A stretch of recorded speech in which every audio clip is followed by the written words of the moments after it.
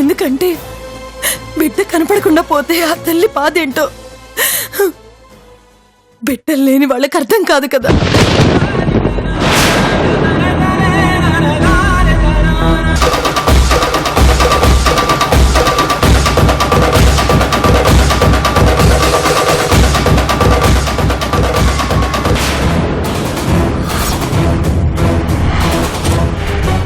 అంటే పూర్ణిమ వీళ్ళమ్మాయా? అయ్యో, మీరింకాను అట్లనే హాస్యం చేస్తున్నారు సోదరి. ఆ రోజు మేము ముఖం కనపడకుండా ఉండడానికి కారణం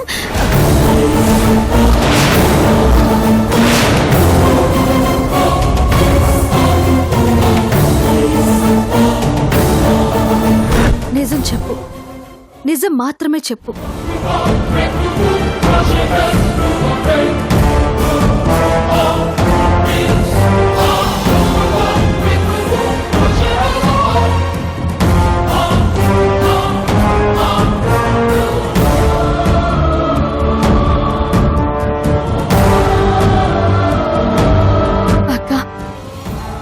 నాకు నా కుటుంబం తర్వాత అంత బాగా నచ్చిన వ్యక్తి ఎవరైనా ఉన్నారంటే అది నువ్వే. నీ మాటల్లోని ప్రేమ, నువ్వు చూపించే ఆప్యాయత చూశాక నాకు కూడా ఒక అక్క ఉంటే ఎంత బాగుంటుందో అని మొదటిసారి అనిపించింది. ఇలాంటి అక్కని ఎందుకు ఇవ్వలేదు దేవుడా అని ఆ దేవుణ్ణి ఎంతగా తిట్టుకున్నానో తెలుసా? నువ్వు అడిగావని కాదక్కా, ఒట్టు పెట్టాక కూడా ఇంత మంచి అక్కకి అబద్ధం చెప్తే అంతకంటే పాపం మరొకటి ఉండదని చెప్తున్నాను. మా ఇంట్లో వాళ్ళు చూసిన సంబంధం నాకిష్టం లేదు. వద్దని ఎదురు చెప్పే ధైర్యమూ లేదు. మనసు చంపుకొని పీటల మీద కూర్చునే శక్తి లేదు. అందుకే ఇంట్లో నుంచి పారిపోవాలనుకున్నాను. ఒక చిన్న పొరపాటు జరిగి మీ కారులో ఎక్కాను. మీ మాటలు విన్నాక మంచి వాళ్ళనిపించింది. కొన్ని రోజులు దాక్కుని ఉండటానికి ఒక మంచి ప్లేస్ అనిపించింది. ఆ తర్వాత జరిగిందంతా నీకు తెలిసిందే. తప్పమ్మా పూర్ణిమ. ఏదో ఒక విధంగా ఇంట్లో వాళ్ళకి నచ్చ చెప్పాలే తప్ప ఒక ఆడపిల్ల ఇల్లు దాటి రావటం చాలా తప్పమ్మా. పెళ్లిపెట్టల మీద కూర్చోవలసిన అమ్మాయి ఇలా పారిపోయి వస్తే నలుగురు ఏమనుకుంటారు? ఆ మాటల్ని నీ కన్నవాళ్ళు ఎలా తట్టుకోగలరు? అన్నింటికి మించి ప్రాణానికి ప్రాణంగా పెంచుకున్న ఒక్కగానొక్క కూతురు కనపడకపోతే ఆ కన్నవాళ్ల కడుపు కొత్త ఎలా ఉంటుందన్నది ఆలోచించాల్సిన అవసరం లేదా చెప్పు? అన్నీ ఆలోచించానక్క, తప్పు అని తెలుసు. కానీ ఇంతకంటే మరో దారి తెలియలేదు. ఏదో ఇక్కడ ఉంటున్నానన్న మాటే కాని ప్రతి క్షణం నా దిగులంతా వాళ్ళ గురించే. అలాగే ఇప్పుడు కొత్తగా నీ గురించి కూడా. నా గురించా? నా గురించి నీకు దిగులేంటమ్మా? నాకేం అర్థం కావట్లేదు. అక్క, ఆ రోజు ఊరు నుంచి వస్తున్నప్పుడు నువ్వు మధ్యలో కారు దిగుతూ ఒక మాట చెప్పావు, గుర్తుందా? నా ప్రయాణం ఇక్కడి వరకేనని. అక్క, ఆ ప్రయాణం అక్కడితో ఆగిపోవడం వెనుక ఏదో జరిగిందని నాకిప్పుడిప్పుడే అర్థం అవుతోంది. ఫ్యాషన్ షోలో క్రిష్ గారిని నువ్వు గెలిపించడం కోసం నువ్వు పడ్డ తపనని చూశాను. నిన్న నువ్వు ఇంటికొచ్చినప్పుడు ఆ ఇంట్లో వాళ్లతో నీకున్న అనుబంధాన్ని చూశాను. క్రిష్ గారి కోసం నువ్వు పాయసం తీసుకుని వెళ్ళినప్పుడు మీ మధ్య ఉన్న చనువుని చూశాను.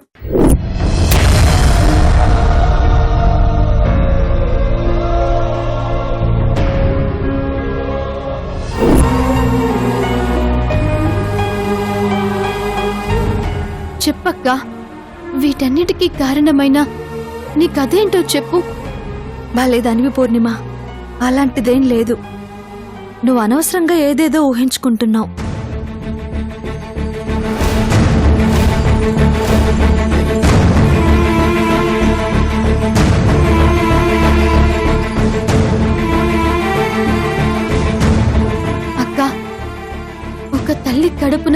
లేకపోయినా సరే నిన్ను అంతకంటే ఎక్కువ అనుకుంటున్నాను. నువ్వు నన్ను చెల్లెలు అనుకుంటే నిజం చెప్పు.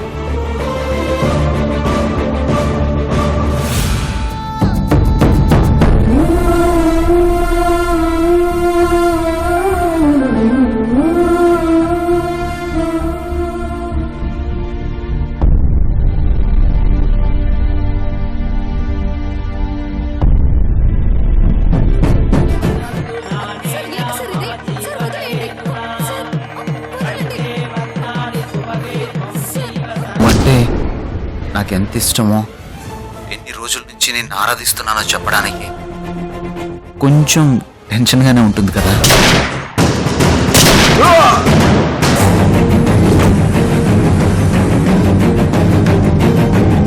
మిమ్మల్ని డబ్బులు ఇచ్చి చంపమంది ఈడే దొరా. అంటే నాకు ఎంత ఇష్టమో అంత మోజు మీనాక్షి.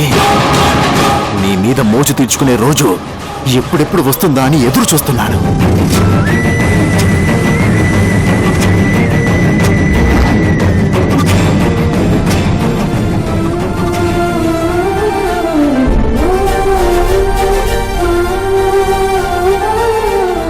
అక్క, వాడేదో దుర్మార్గుడు అనుకున్నాను కానీ ఇంత నీచుడా, ఇంత భయంకరమైన కుట్రను చేసి మిమ్మల్ని విడగొట్టాడా? ఎందుకు ఊరుకున్నావక్క? వాడిని చంపినా కూడా పాపం లేదు.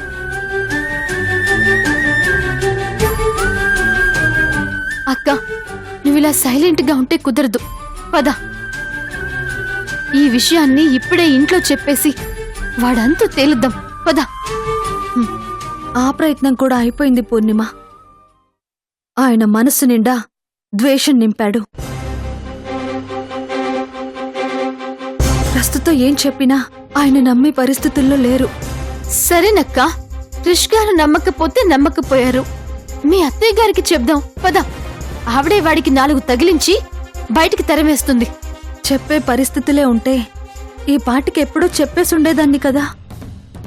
కొడుకు ఇలాంటి వాడని తెలిస్తే ఆవిడ తట్టుకోలేరు. దానివల్ల జరిగే పరిణామాలేంటో తెలుసు కాబట్టి చెప్పకుండా ఆగిపోయాను. అబ్బా, ఇన్ని సమస్యలున్నాయా? మరి వీటన్నిటి గురించి ఆలోచించుకుంటూ కూర్చుంటే నీ జీవితం ఎలా చక్కబడుతుంది చెప్పు? అందుకోసం ఏం చేయాలన్నది నాకు తెలుసు కానీ ఈలోపు ఈ విషయాన్ని ఎక్కడా చెప్పనని నాకు మాటివ్వు. అది కాదక్కా. ముందు మాటివ్వు.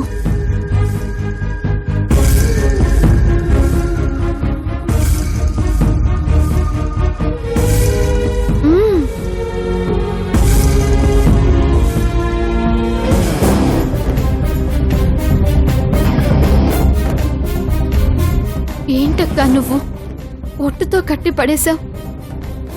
కానీ నీ పరిస్థితి చూస్తుంటే చాలా బాధగా. పూర్ణిమ, కాసేపు నా సంగతి పక్కన పెట్టు. నువ్వెక్కడున్నావో ఏంటోనని మీ వాళ్ళు చాలా భయపడిపోతున్నారు. నిన్ను చూస్తే తప్ప వాళ్ళు కోలుకునేలా లేరు.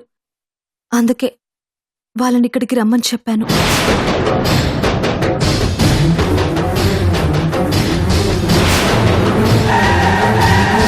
అది కాదక్కా.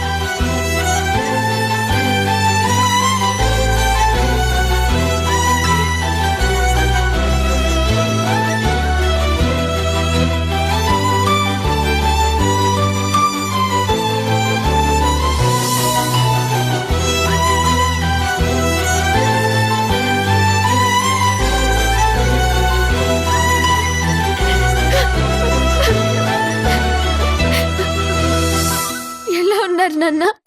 నువ్వు కాసేపు కనపడకపోతేనే ఏదో పోగొట్టుకున్న వాడవైపోతావే. మరి ఇన్ని రోజులు కనపడకపోతే ఏమైపోతావో నీకు తెలియదా తల్లి? ఏదో బతికున్నావంటే బతికున్నావంతే. నాన్న, స్కూలుకి వెళ్ళొస్తాను నాన్న, షాపుకి వెళ్ళొస్తానమ్మా అని ప్రతిదీ మాతో చెప్తావు కదమ్మా. మరి ఇప్పుడెందుకురా మాకు చెప్ప పెట్టకుండా ఇలా వచ్చేసావు? నాన్న బాధపడతాడని, అమ్మ ఏడుస్తుందని నీకు తెలుసు కదమ్మా. మిమ్మల్ని బాధ పెట్టినందుకు నన్ను క్షమించండి నాన్న. నోరు మూయవే.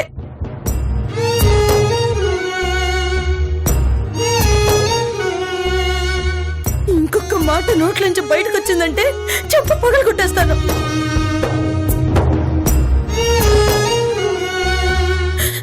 ఏంటి, క్షమించాడా? క్షమించడానికి నువ్వు చేసిన చిన్న చిత్క పని అనుకుంటున్నావా?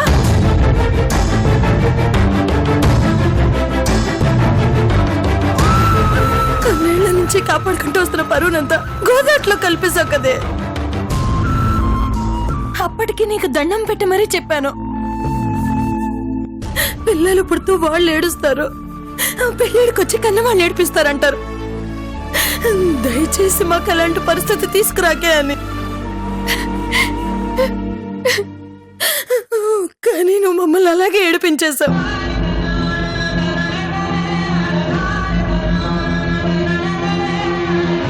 అత్తారింట్లో మా పెంపకాన్ని నిలబడతావని కలలు కన్నావే, కానీ మమ్మల్ని నడి రోడ్డు మీద నిలబెట్టావు కదే. ఇప్పుడు మేం ఊర్లో ఎలా తలెత్తుకొని తిరగలవే? సరస్వతి,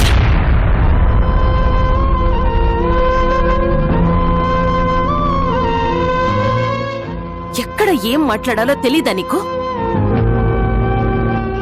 ఇవన్నీ ఇక్కడ మాట్లాడుకునే సందర్భం ఇది. ఆ మాత్రం అర్థం కావట్లేదా?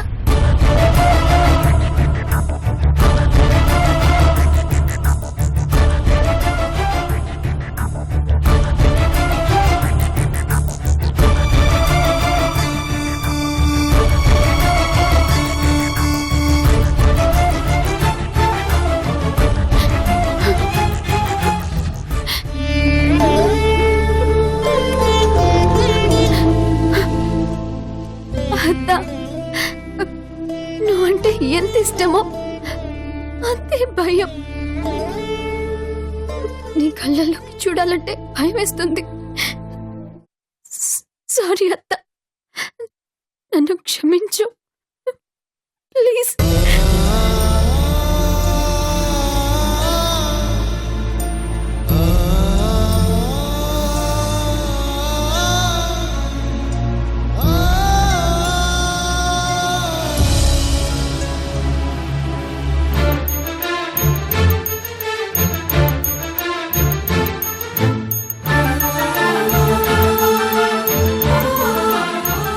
సరే సరే, ఇంటికి వెళదాం పదా.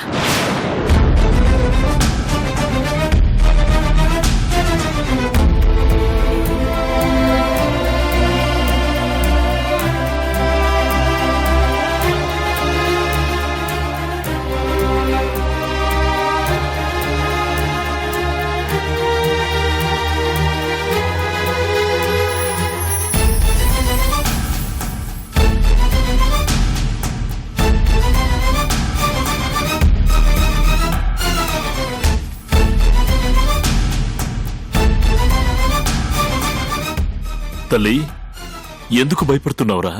మేమేమైనా అంటావనా? నోరు తెరిచి ఒక్క మాట అంటే ఒట్టు. ఇంటికెళ్దాం పదమ్మా. నేను రాను నాన్న.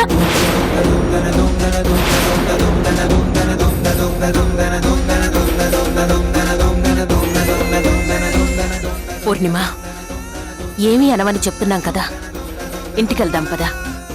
నా భయం అందుకోసం కాదు. నేనొస్తే నాకు మీరు బలవంతంగా పెళ్లి చేస్తారు. నేను రాను. అసలుకి కోపంతో ఉన్నాను. ఇలాంటి టైంలో ఇలా పిచ్చి పిచ్చి మాటలు వాగేవనుకో ఏం చేస్తానో నాకే తెలీదు. నోరు మూసుకొని ఇంటికి రాడు. సరస్వతి, చెప్తే అర్థం కాదా నీకు? లేకపోతే ఏంటదిరా? దీనికోసం ఇప్పటిదాకా ప్రాణాలు గుప్పట్లో పెట్టుకొని బతికాం. అరే, దీని మీద బెంగతో ఈయనేమైపోతాడని చెప్పి ప్రతి క్షణం భయపడుతూ చచ్చాను. మరి ఇప్పుడు ఇది ఇలా మాట్లాడుతుంటే కోపం రాకుండా ఎలా ఉంటుంది చెప్పు? నేను మాట్లాడతాను సరస్వతి, నువ్వుండు.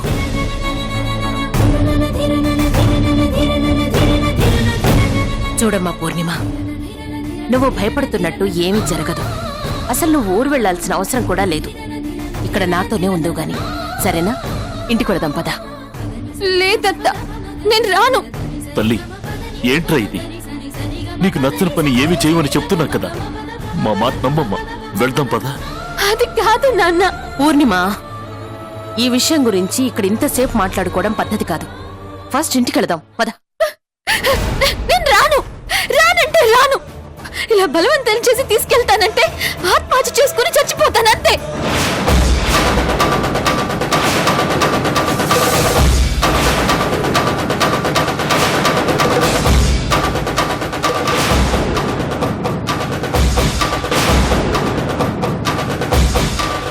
పూర్ణిమ, ఏంటిది అర్థం లేకుండా? నీకు నచ్చకుండా, ఇష్టం లేకుండా ఏది చేయరని చెప్తున్నారు కదా, మరి అర్థం చేసుకోకుండా ఇలా మొండిగా మాట్లాడొచ్చా చెప్పు? లేదక్క, ఈ విషయంలో ఎవరు ఎన్ని చెప్పినా సరే నేను వినను. మీరందరూ బలవంతం చేస్తే ఇక్కడే ఏదో ఒకటి చేసుకుని చచ్చిపోతాను.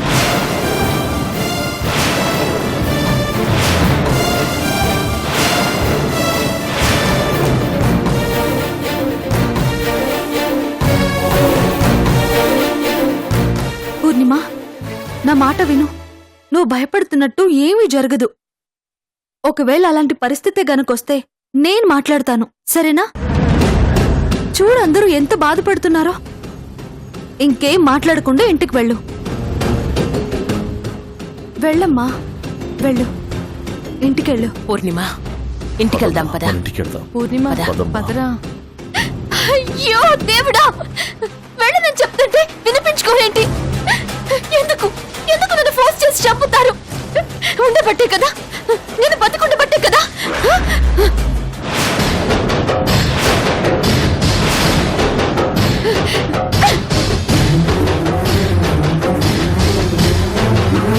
పూర్ణిమ! పూర్ణిమ! పూర్ణిమ! పూర్ణిమ!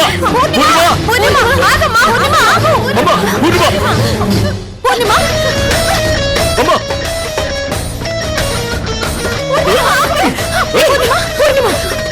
పిచ్చిగాని పట్టిందా నీకు? ఏం చేస్తున్నావు అర్థమవుతోందా? మరంటే అన్నానంటారు కానీ నేను రానంటే వినిపించుకోకుండా ఫోర్స్ చేస్తారేంటి?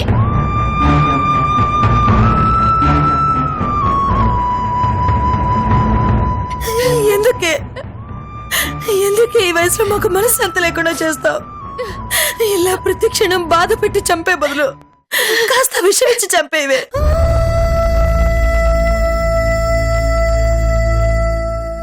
ఈ కన్నీళ్లు కడుపు కొత్త తప్పుతాయి. పూర్ణిమ, చెప్పింది విను, వెళ్దాం పదా. నేను రాను రాను రాను. Just shut up. పిచ్చి పిచ్చిగా ఉందా? ఎంతసేపు చెప్పాలి, ఎంతమంది చెప్పాలి? అర్థం కదా? నోరు మూసుకొని పద. మేడం, ఒక్క నిమిషం మేడం. మీ పర్సనల్ విషయాల్లో జోక్యం చేసుకుంటున్నాను అనుకోకపోతే ఒక చిన్న సలహా మేడం. ఇలాంటి పరిస్థితుల్లో పూర్ణిమని తీసుకెళ్లడం అంత మంచిది కాదనిపిస్తోంది. ఈ మొండితనంతో ఏదైనా చేసుకుంటే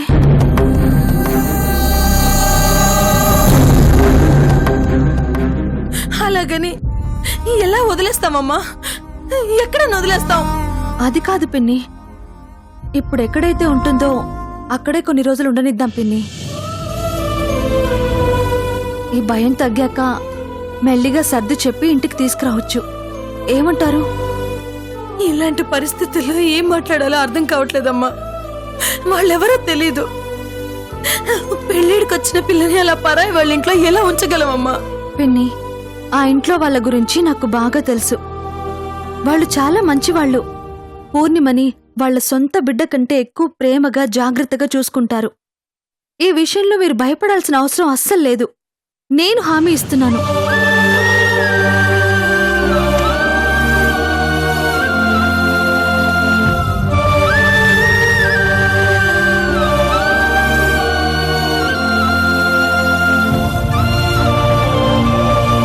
అసలు ఇంతమందిని బాధ పెట్టి అక్కడుండి ఏం సాధిస్తావు చెప్పు? నిన్ను క్రిష్ గారిని కలుపుతానక్క. ఏంటి? అవునక్క, నేను మా ఇంటికి వెళ్ళకపోవడానికి కారణం మా అమ్మ వాళ్ళని బాధ పెట్టడానికి కాదు, ఆ బలరాం గాడి భరతం పట్టడానికి. పూర్ణిమ, క్రిష్ గారు నువ్వు కలవాలంటే మీ మధ్యలో ఉన్న ఆ శకుని గాడి అంతు చూడాలి. ఈ క్షణం నుంచి నేనదే పనిలో ఉంటానక్క. సప్తగిరివాసునికి భక్తి సుమాలు సమర్పించిన మహాభక్తుని దివ్య గాథ టెలివిజన్ తెరపై తొలిసారి. ఓం నమో వెంకటేశాయ త్వరలో ఈటీవీలో.